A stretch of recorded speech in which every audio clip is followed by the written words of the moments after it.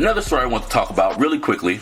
It wasn't a news story that I read per se, but it was a video that I seen on WorldStar where we have a little black girl getting her hair done, right? She's getting her hair done by a hairdresser. She looks into the camera. Why the hairdresser is filming her doing her hair, I don't know. I'm getting so tired of everybody filming everything. Like, regardless of what you're doing, you got your goddamn camera phone up. I mean, damn, some shit should be private, but whatever. She's filming the interaction as she does the little girl hair. The little girl looks at herself in the mirror or whatever, says she's ugly.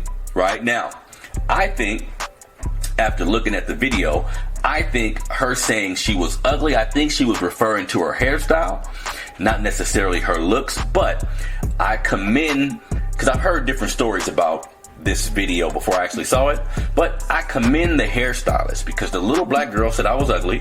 The hairstylist did, to me, what was the completely right thing to do. She stopped her and she began to fill the little girl with positive affirmations about how she looked, about what she can be in this world, and I think she handled that shit brilliantly. Like I said, before I seen the video, I received information about what took place and different perspectives about it, but I think she done the right thing. I think when we look at beauty in America, when you black, the image of beauty has never really been us.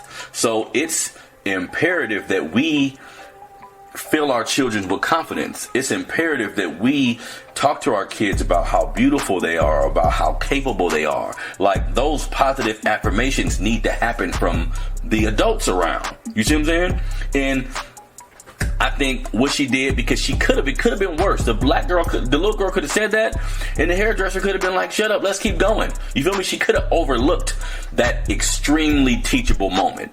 But that was a teachable moment. She talked to her. She gave her a lot of positive affirmations. I take my hat off to that sister. I think that was the best thing to do in a situation like that. And the girl was 4. It's a 4-year-old girl looking at herself and said, I look ugly. Now, again, looking at her hair, because the hair, just on some real shit, the hairstyle wasn't that nice. So I'm thinking maybe she was talking about the hairstyle opposed to speaking about her skin. But because we've been so neglected in society, because black men and women have been so abused in society, you gotta check that. You gotta use that as a moment to say, well, no, look, you are beautiful, you are capable, you are enough. You feel me? So I take my hat off to that sister for using that moment with that 4-year-old girl as a teachable moment. And I guess in that instance, I'm kind of happy she was filming, only because other people need to see that.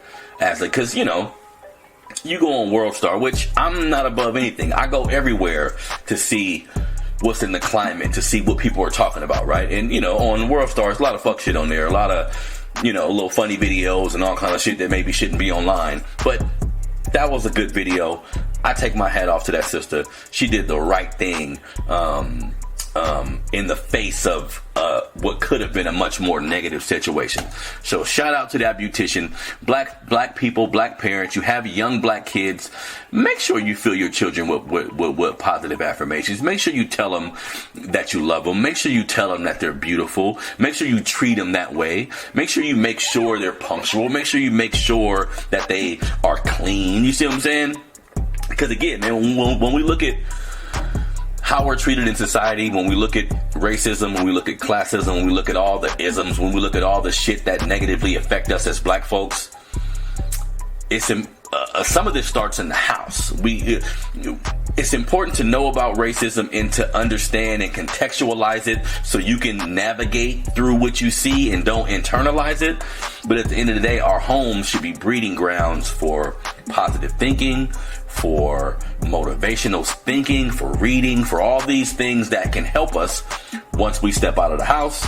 So again, hats off to the sister.